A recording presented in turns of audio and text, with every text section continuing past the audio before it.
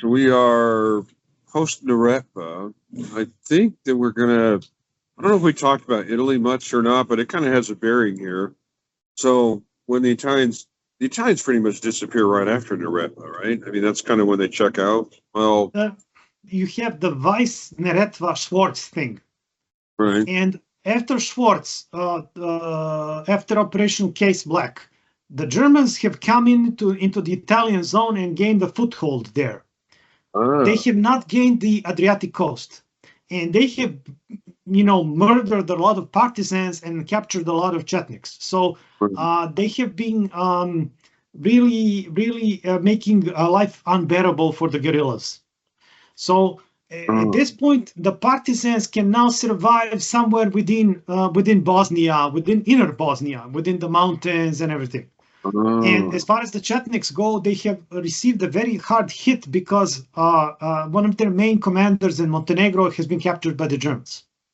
Oh. So is this pretty much the end of Chetnik operations in Montenegro at this point? Actually, you might be correct, because at this point, the Chetniks in Montenegro are pretty much beat up, severely beat up. So the Chetniks in Montenegro are a very special story, I guess. It's the worst part of the Chetnik organization is in Montenegro, on account of this is somewhere where there's a huge difference between Tito and Mihailovic, whereas Tito made effective use of his Montenegrins while Mihailovic did not. Tito used some mafioso methods, for dealing with Montenegrins, but it turns out that these methods were very effective, and he made them into a relatively loyal part of his force. Really? He's going to have. He's going. Isn't historically that area kind of leaning towards Serbia in general, or am I confusing that with Kosovo? Yeah, indeed, that is correct, and that is why Chetniks in Montenegro are very strong. Even they're probably, they outnumber the partisans quite easily. But the thing is that they're not very effective when fighting with partisans. That's their problem. And also, historically, Montenegro is very much the region in Yugoslavia that is most tied with Russia is Montenegro. Oh, really? Yeah. So, okay. So Tito, Tito can ride the Russian angle.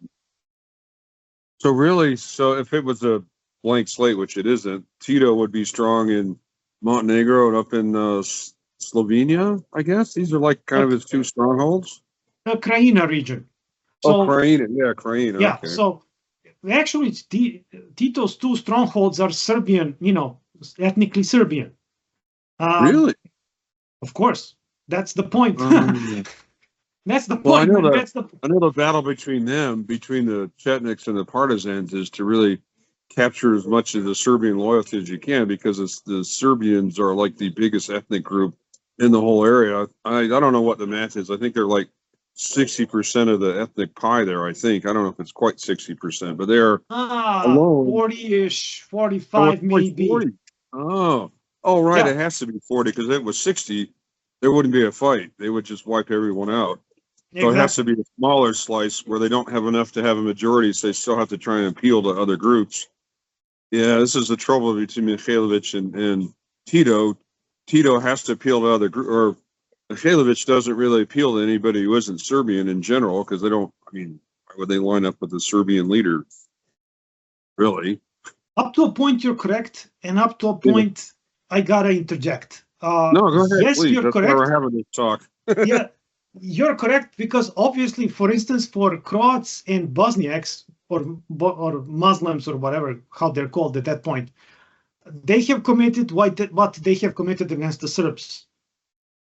Okay. So they're very much scared that the Serbs will retaliate in kind. So for them to have a Serbian leader is pretty much, it's a very scary prospect. Okay. Right. So as much a scary prospect as it is for a German to have his country occupied by the by the Russians. Right. Because it's the same thing. Yeah, because of the things that the Germans did in Russia or the Soviet Union. That's a really good point there, Andrea. That really helps people Russians, understand. Yeah. It's the same dynamic. So they really are kind of afraid the Serbians are going to go in there and like wipe them out and stuff.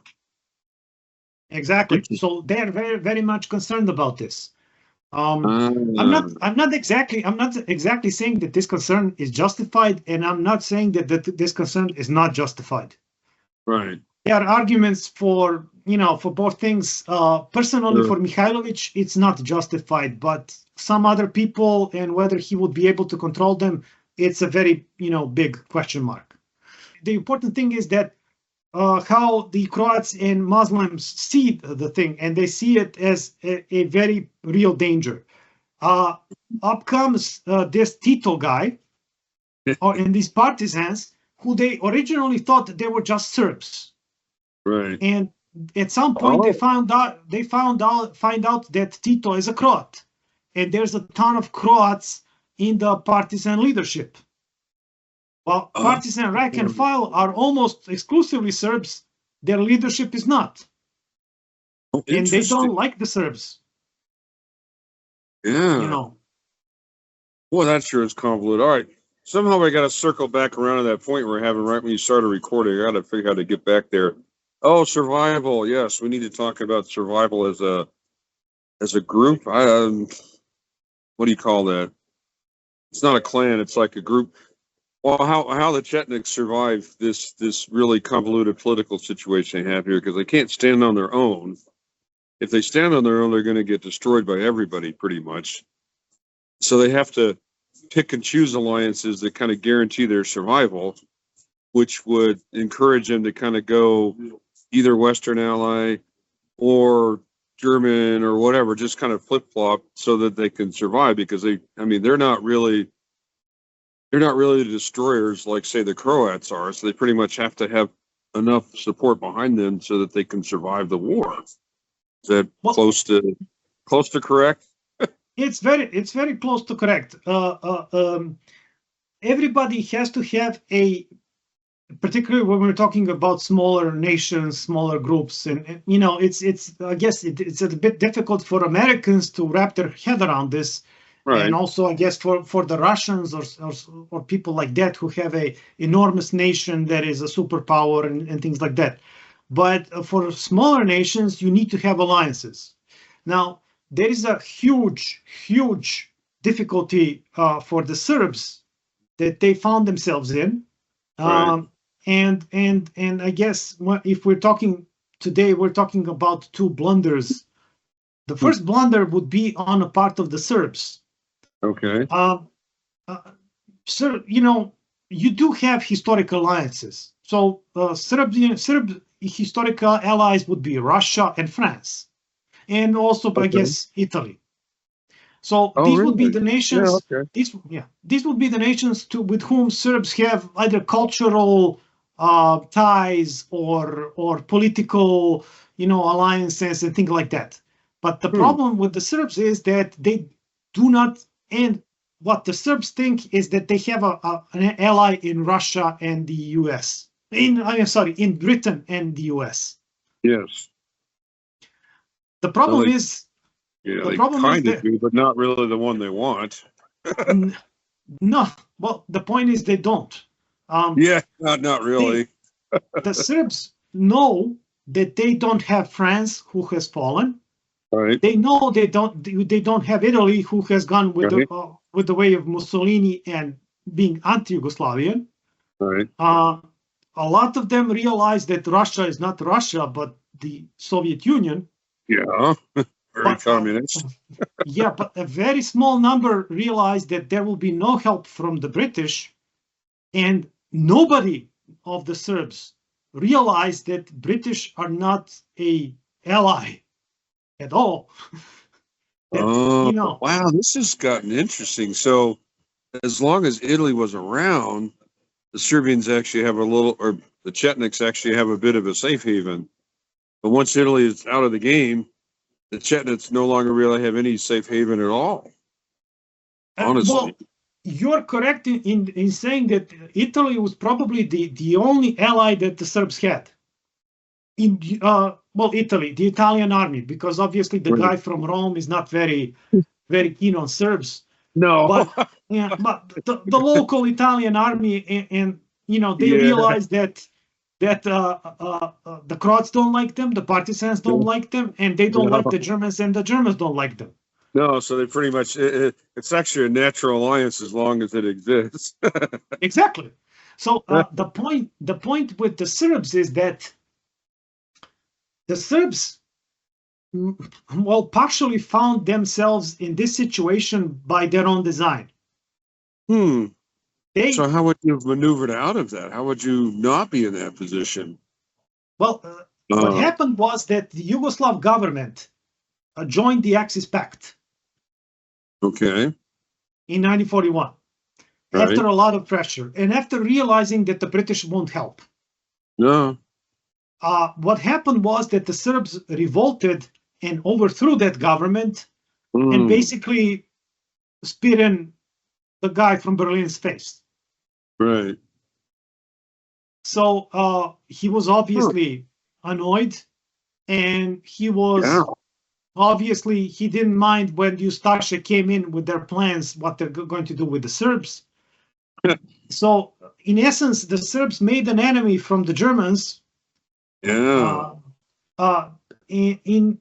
hoping that obviously the Allies would come in and rescue them and ultimately respect this sacrifice that the Serbs made.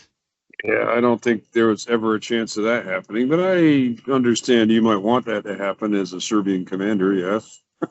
Well, it turns out that this was a disastrously bad decision. Because ultimately the British proved perhaps not as evil as Germany, but very close to it. Ultimately, because they weren't the really British do anything before, even worse. The British actively supported Tito in his power grab. So it's not only that the British did not help you. At some point you realize that their help is far and away. But can I ask you a question then, Andrea? Because this seems like a curious point. You think that maybe the British were the ones that actually ended up putting Tito over the top? Well, the British and the Soviets. Oh, doink. Yeah, sorry, I forgot about that. Yeah, the bear in the room.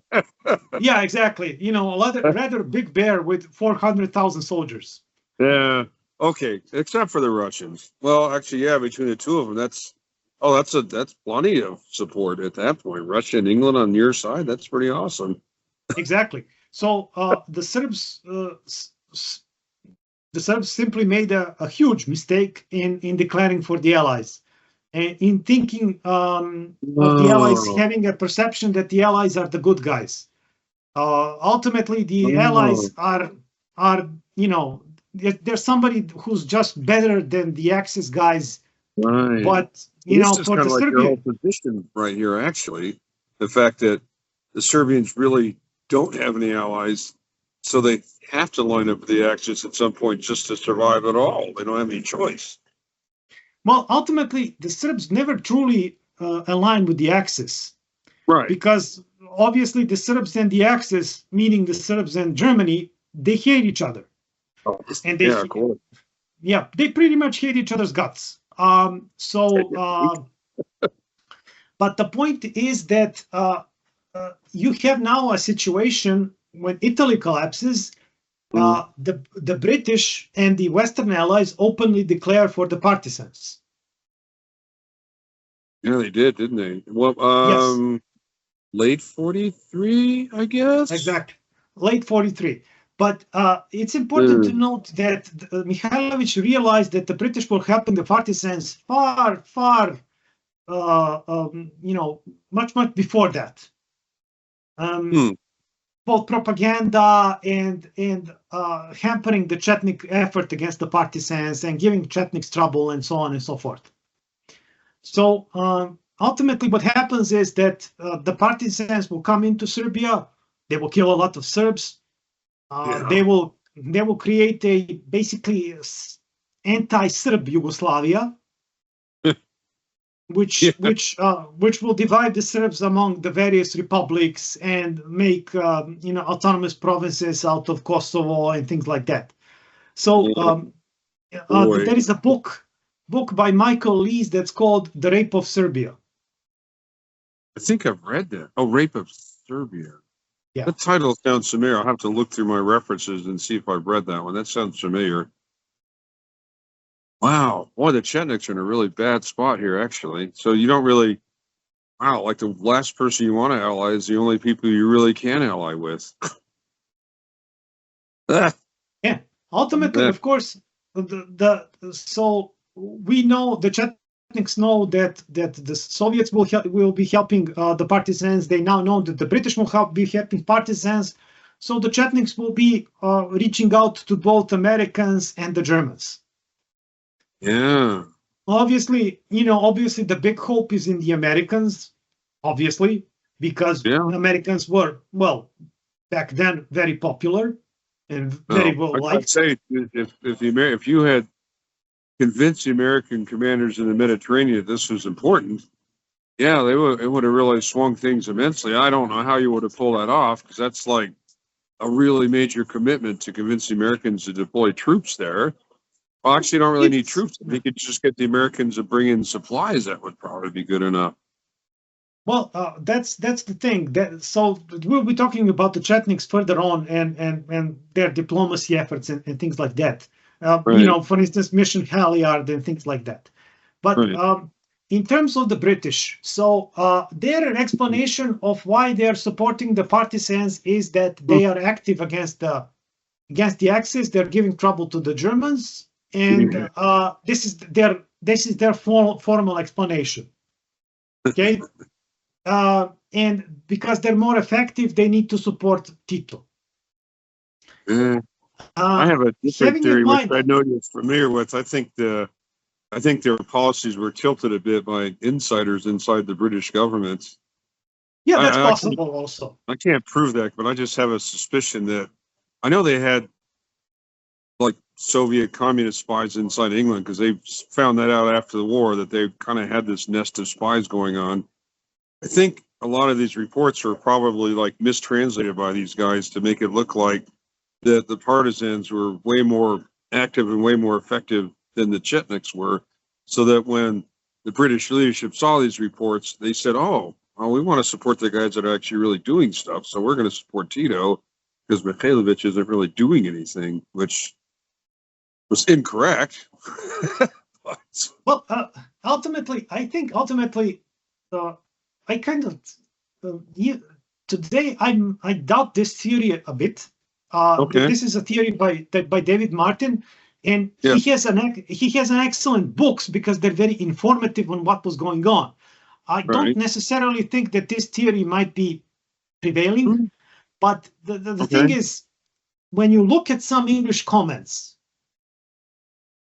way back from 1941 and 1942, you realize that they were gunning for the communist partisans all along. And I think that their idea was that communist partisans are simply a better, well, I don't want to use it too a strong word, but, a better terror group against the Germans and a better proxy, because they don't really have, they don't care about civilians. They'll be killing more Germans when we support them and when we let them loose. I mean, they kind of have a point. I don't know if I necessarily would do that, but they can't really argue their point, because Mihailovic isn't going to go in and wipe out wide swaths of territory. That's not what he's going to do. Actually, that's exactly what was his plan. Mihailovic is going to go in and wipe out a bunch of stuff? Of course, that's the point. Really? That's the whole point. Mihailovic is a soldier, while these guys are politicians, and they're going to show you their best face, while Mihailovic is going to tell you what exactly is going on. Oh, And so you yourself, are you being saying that Tito was a better politician? exactly, and Oh, even better, Tito that's a, always treated the British as his enemies, and he was always very suspicious of them. Mihailovic I don't blame him. Mihailovic made a huge mistake and went with the assumption that the British are his allies, which they were not. So let me back up just a bit. I'm going to back up about 40 years. So who were the Serbian allies in World War One? Was it more the French or was it more the English? More the French, definitely. Oh, But also okay. the English were also the allies. Yeah, but I'm So not really sure who was like the primary ally because I don't think it was the English. I'm sure the English helped them out. Okay, the primary ally was Russia when Russia was alive. Thereafter, it was the French and Italians.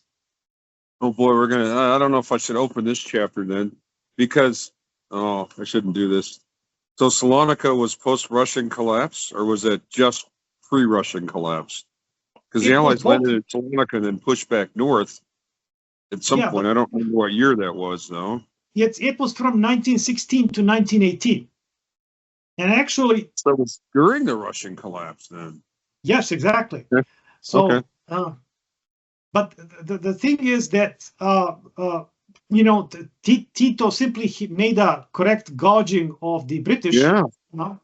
Correct. Interesting. So you can almost argue that Tito won because he was the better. Of course, he won because he's a better politician because he was actually able to mount an effective group of alliances and fighters. He actually had a better organization and alliance than Mihailovic did. Exactly. Tito kind of circles around him in that sense. Yes, of course. He was he was not exactly astroturfed, but he had the foreign support. But the point being is that it's questionable whether, if it was somebody else instead of Mihailovic, whether that will make any kind of difference. And if there was somebody else instead of Tito, whether it would, on the other hand, make also any kind of difference. It was somebody but Tito because it requires a master politician to do what Tito pulled off. That's a real big. Does it? You tell me. That's why I'm asking you. I'm kind of not sure because if he was a master politician, he would rein in his people from killing, killing, Serbs in 1941 and 1942.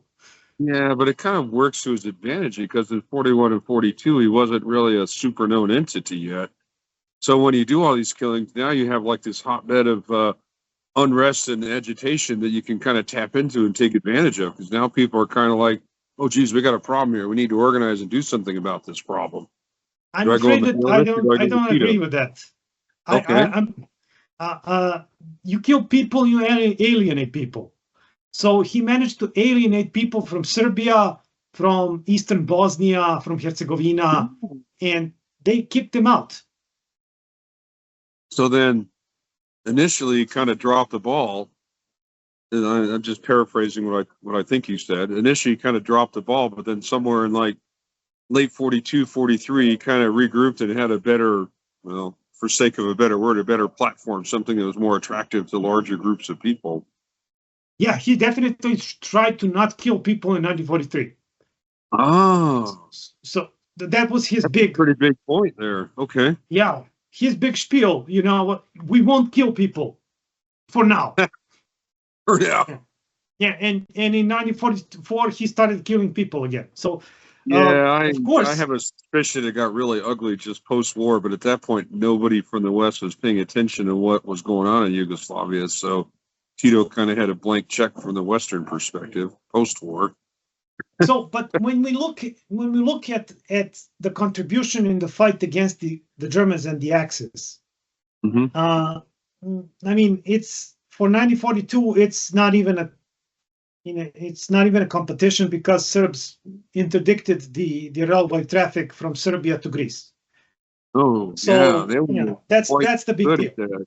Yeah, that's a big deal. For 1943, for 1943, the idea was when the British saw the casualty reports from Sutjeska, from Case Black, from Schwartz, they decided that the partisans will be fighting, that they're the tough guys that were really fighting the Germans, and we should support them. The problem is that when you see these casualty reports, you see that the partisans had to fight the Germans because they were caught. Right. Not because they wanted to. Oh. So it's kind of like accidentally worked in their favor. Exactly, like the Tet offensive. Boy. Oh, wow, this is fascinating. So this is kind of like, this is also the point where it really transitions to like a superpower. Well, I shouldn't really use superpower, but like one of the most powerful factions inside of Yugoslavia was pretty much the post, Sujetsa? How do you pronounce that? Which one? The Sujetsa, something like that? Sutjeska. Sutjeska? Yeah. Well, after Sutjeska, the partisans were practically beaten down. The point... Both sides got tore up in that one. Oh, my gosh. The Germans actually did them a really big amount of damage. Yes. But that's how it goes. Whenever the Germans show up in force, they wreck things. So that's kind of what they do. The thing is that the partisans had the greater amount of damage. The damage for the Chetniks was local. The problem was the problem for the Chetniks was that the British simply decided to support the partisans. And when somebody powerful decides to support you, they can provide you with propaganda help. They can provide you with assistance, command control. They can provide you with close air support. They can provide you with ammunition and weapons. And I guess the flip side of that is if you as a Chetniks decide, hey, I need to talk to the Axis aren't going to do all that for you. And more to the point, the Axis are on the downward turn, so they don't really have the assets to help you much anyways, 43 on. So you pretty much picked about the worst ally you could pick out of the whole crew at that point. Well, you picked Britain. Originally, you picked Britain, which is the worst ally that could be imagined. And afterwards, you don't really have an ally because the Germans are not really an ally. But you sort of have the German or the Axis, but it's like an ally of convenience. You're not really going to do anything for you. They're really just not going to shoot at you. Is about all that's going to come of it. Yeah, hopefully they'll not shoot any more of your hostages. Yeah, so that's about it. You don't get anything else. You're not going to get the air. You're not going to get the supplies. You're not going to get. You do get some supplies. You will get some supplies, but the problem is, of course, you have to do it clandestinely because obviously, if people see you with the Germans, then you're done for because everybody hates the Germans. Oh wow! But the thing is, if you're looking at this from the British perspective, their formal reason for supporting Tito that he's being more effective again and that they want to cause as much damage to the Germans as possible. Right, and I could see that from a British point of view, yeah. Yeah, what have you actually done? I don't think they really did much of anything, did they? Really? Well, they did a lot for Tito. They did everything. Right, for Tito, they did a ton of things. Yeah, but what did they do? Did they, was this move good or bad? I mean, it's from the Chetnik perspective, it was pretty bad. But no, from the British perspective. I don't know. That's hard to say because I mean, you did do a lot of damage to the Germans. I mean, you basically got them pushed out of Yugoslavia, but that was more a Russian thing than a partisan thing. But the partisans had a big hand in that. But outside of that, I don't know really what you get as England. I'm not really sure it advances your position any at all. Tito is supposedly tying up. Tito is supposedly tying up a number of Axis divisions, which is inflated because a lot of these divisions had to be there in any case. But the point being is that once you support Tito, what is the message that the Chetniks are getting? Well, the message the Chetniks are getting is that, one, the English don't give a crap about you, and two, the English are happy to support a communist group. So what is the rational thing that you do as a Chetnik? Well, you pretty much have to go talk to the Axis because otherwise you're just dead. Okay, and if you talk to the Axis and you control Serbia, parts of Montenegro, Bosnia, Dalmatia, do the Axis have to fight you anymore? Not really, no. They shouldn't be fighting you. So the Axis can only fight the partisans, right? Oh yeah, that's true. Oh yeah, that's the only opponent left. Well, I mean, yeah, I guess you're not fighting the Croats, so yeah, you're just fighting the partisans at that point. Exactly. And do you have a headache in Serbia now as the Axis? Oh yeah. Actually, I didn't realize that. That's actually for a brief span of time there. It's a very dangerous spot for Tito because the Russians aren't really able to do a whole lot for you. If they had somehow been a little more coordinated, they might actually be able to really just knock you out at that point. Exactly. So the point being is that at that point, everybody is against Tito. And this is not a fun place to be. No. Thankfully for Tito, I don't know if I should say thankfully, but for Tito, this situation doesn't last very long. But still, there's a real danger right there. Well, thankfully for Tito, he is now a British project. Oh, and yeah, I forgot. Tito switched sides at this point. For Tito personally. Yeah, okay. Yeah, for Tito personally, he is at one time almost captured by the Germans, but ultimately he's now. Was that early 44 or late 43? May 44. Oh, okay, all right. So he's almost captured by the Germans, and the British now need to rescue him. They need to fly tons of sorties into Yugoslavia to rescue Tito and to bring him up to Italy and then to an Adriatic island. And then they need to secure him in their base with their navy. You want to hear something really funny about that? I have never read that story. I've never read that story anywhere. It's really not a story the British want to tell. Exactly. So the whole my whole point is that once you have declared for the partisans, first of all, everybody's going to jump against them. Oh, heck they're not going to be as effective as you thought.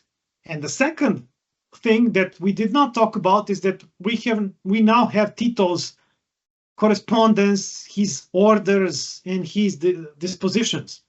He's still fighting the Chetniks. That's the point.